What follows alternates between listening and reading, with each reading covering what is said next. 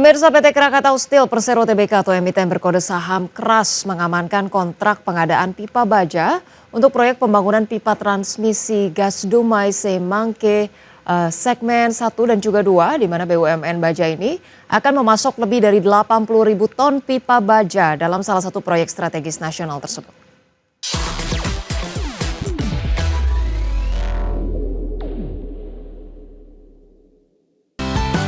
PT Krakatau Steel Persero Tbk atau emiten berkode saham KRAS mengamankan kontrak pengadaan pipa baja atau proyek pembangunan pipa transmisi gas Dumai Semangke atau DUSEM segmen 1 dan 2. Kontrak tersebut ditandai dengan penandatanganan kerjasama antara Krakatau Steel dan KSO PT Wijaya Karya Tbk, KSO Rabana Abipraya SBS Singgar.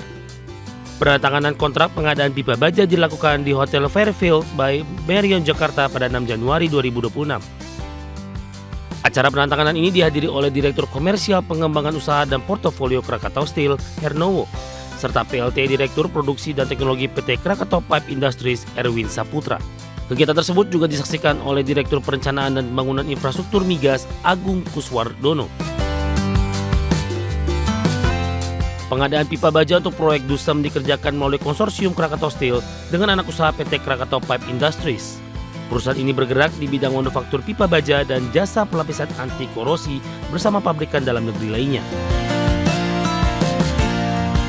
Direktur Komersial Pengembangan Usaha dan Portofolio Krakatau Steel Hernowo menyatakan lebih dari 80.000 ton dan pipa baja akan disuplai melalui Krakatau Pipe Industries. Proyek ini menggunakan pipa baja IRW atau HSAW spesifikasi API 5LX52 PSL2 berdiameter 20 inch dengan 3 LPI coating. Sebagai informasi, proyek DUSEM memiliki panjang sekitar 541 km dari Belawan hingga Duri, Sumatera. Proyek transmisi gas bumi ini dirancang untuk mengalirkan gas dan ditargetkan memasuki tahap konstruksi pada 2027. Bagi sumber Dex Channel. Menteri Keuangan Purbaya Yudi Sadewa meyakini stabilitas ekonomi makro di 2025 terjaga. Menkyu memproyeksikan pertumbuhan ekonomi untuk tahun fiskal 2025 berada pada kisaran target di angka 5,2%. Mempertimbangkan dinamika ekonomi global, Menteri Keuangan Purbaya Yudi Sadewa meyakini stabilitas ekonomi makro di 2025 terjaga. Menteri Keuangan memproyeksikan pertumbuhan ekonomi untuk tahun fiskal 2025 berada pada kisaran target di angka 5,2%. Selain itu, Menteri Keuangan menyebut inflasi 2,92% masih terkendali, diikuti nilai tukar yang sedikit melemah dari target di level 16.475 menjadi 16.782. Namun kondisi tersebut menurutnya masih memperlihatkan ekonomi yang cukup stabil. Bahwa defisitnya tidak di atas 3%, defisitnya memang naik ke 2,92% dari rencana awal 2,53%. Ini tadi dengan misi untuk menjaga ekonomi tetap bisa berekspansi di tengah tekanan global yang tinggi. Inilah kebijakan real dari countercyclical yang sering saya bilang selama ini. Menteri Keuangan juga menyorot yield SBN yang turun ke level 6,01% pada akhir periode 2025, didukung kuatnya pasar keuangan domestik. Selain itu, harga minyak mentah per November berada di kisaran 67,95 per barel, dipengaruhi faktor geopolitik dan peningkatan suplai. Jakarta, Ade Firmansyah, IDX Channel. Pemirsa, Wakil Menteri Keuangan Suhasil Nazara mengungkapkan bahwa realisasi penyaluran transfer ke daerah sepanjang tahun 2025 belum terserap secara optimal. Dari pagu anggaran APBN 2025 senilai 919,87 triliun, masih tersisa 70,87 triliun yang belum tersalurkan. Dalam konferensi pers APBN 2025, Wakil Menteri Keuangan Suhasil Nazara menjelaskan bahwa total penyaluran transfer ke daerah pada tahun lalu hanya mencapai 849 triliun rupiah dari pagu anggaran APBN 2025 senilai 919,87 triliun. Masih tersisa 70,87 triliun yang belum tersalurkan.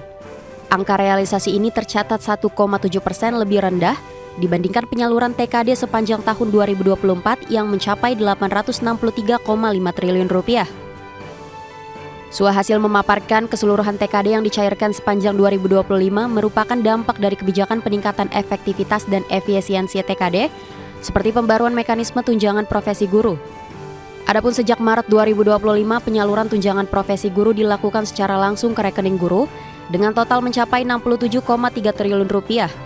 Selain itu, TKD dalam bentuk dana desa pada tahun lalu diarahkan untuk mendukung pembentukan Badan Hukum Koperasi Desa atau Kelurahan Merah Putih yang berhasil mencapai 83,1 ribu unit.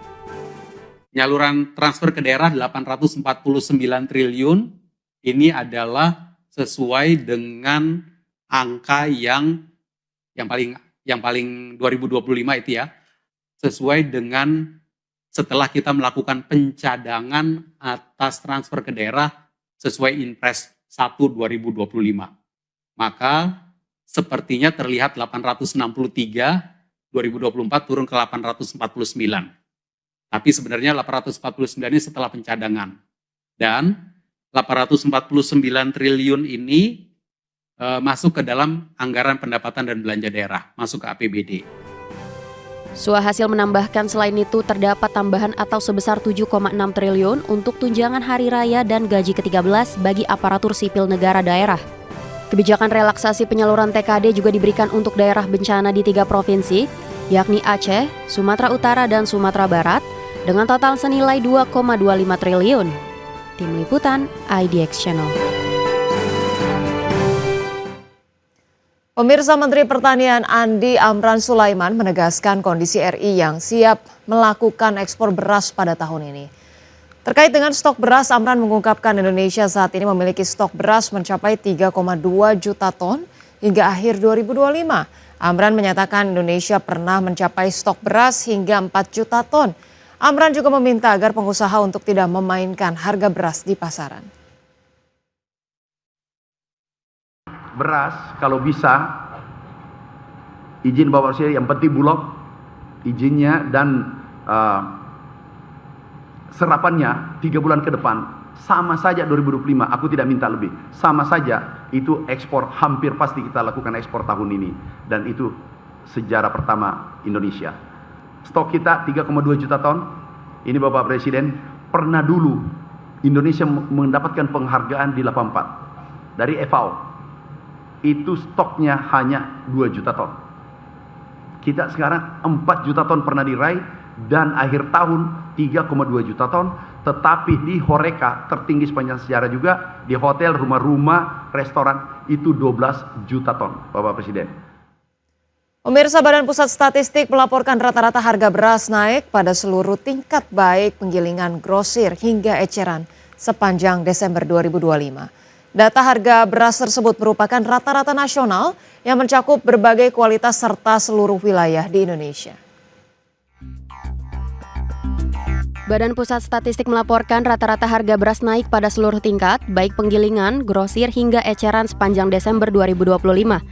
Deputi Bidang Statistik Distribusi dan Jasa BPS Puji Ismartini menyebutkan, rata-rata harga beras di penggilingan pada Desember 2025 secara total naik 1,26% secara bulanan, dan naik sebesar 6,38% secara tahunan. Puji menjelaskan menurut kualitasnya, untuk beras kualitas premium mengalami kenaikan harga sebesar 2,62% secara bulanan, serta naik 6,92% secara tahunan. Sementara beras medium naik 0,67% secara month-to-month dan naik 6,72% secara year on year.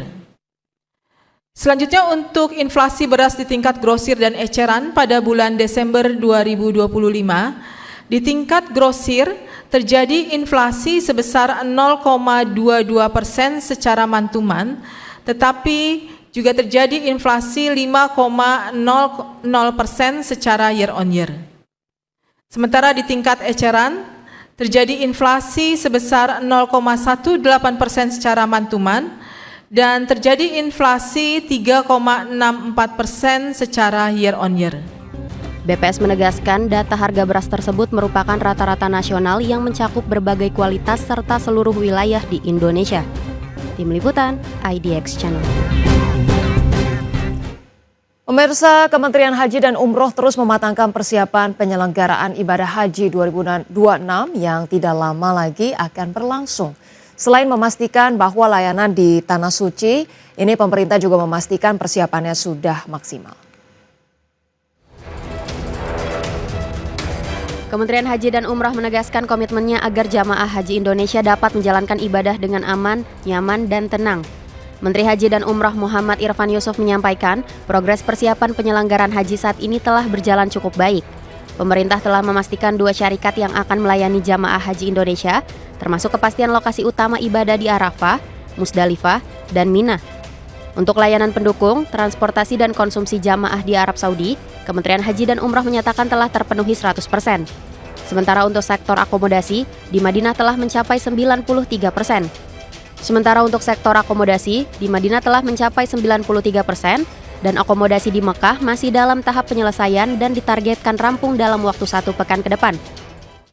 Di Tanah Suci sudah cukup jauh.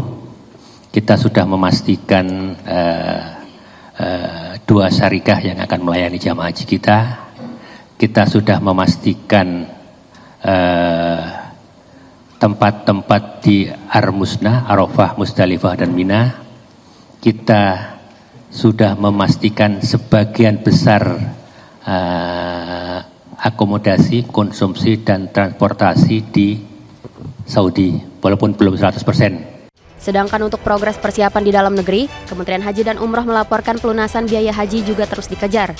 Hingga 7 Januari, pelunasan jamaah haji reguler telah mencapai 95,42%. Sementara jamaah haji khusus mencapai 96,9%. Dan masih ada waktu 2 hari untuk proses pelurusan dan optimis pelunasan dapat mencapai 100%. Jakarta, Stephen Patinama, Andri Setiawan, IDX Channel.